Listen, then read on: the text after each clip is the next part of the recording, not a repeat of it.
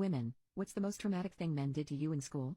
The guys in my school used to say they would only rail me if they put a paper bag over my head, so my friend did something that intimately confused them. The boys in my school used to call me Butterface because I have an hourglass figure, voluptuous hair, and I'm short. Everything was perfect about me but my face. For years I was called Thin Crust Pizza, Railbook and Mayo Craters. The final straw was being called Butterface because it meant that I was at a stage where guys wanted me but the only thing holding them back from pursuing me was my face. They always said, I want a nut everywhere on her but her face. Really clever. This had completely messed up my self-esteem and I ended up being a loner in school. However, the one incident that truly destroyed me came when a new boy transferred to our school. He was semi-attractive and while I didn't have a crush on him, I did wish that we could be friends if not for my situation. But all my dreams came crashing down one day when he confronted me in the hallway. No one else was there but I could see a group of boys hiding behind a corner. In a whisper, the new boy took out a $20 note and said to me, I heard you'll do anything for this. We can go under the stairwell if you want. I heard snickering and laughing and immediately realized that this was a prank. However, it being a prank didn't mean that it severely hurt my feelings. I still had class but because I was on the verge of crying,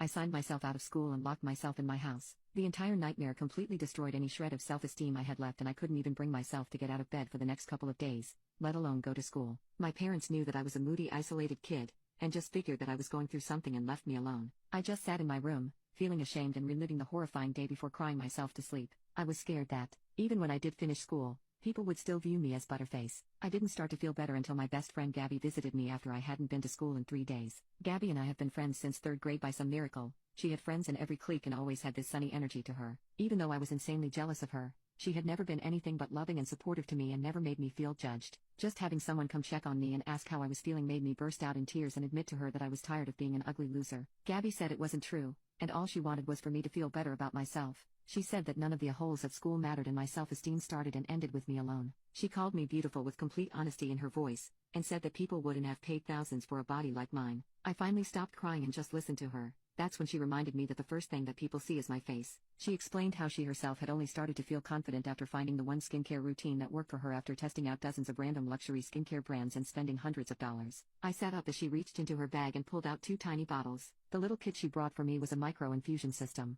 She said that the one thing that's given her permanent results was this home micro-needling kit which she had been using for months now. When she first mentioned needles, I was a little worried. But as I examined her glowing sun-kissed skin I knew whatever Gabby was using was worth a try. She described how it had cleared away all of her dark spots and blemishes, and that she used it every 2 weeks. Gabby had given me hope for my appearance along with that small gift. She ended up sleeping over and we stayed up all night watching reality TV and eating our favorite snacks. Before we went to sleep,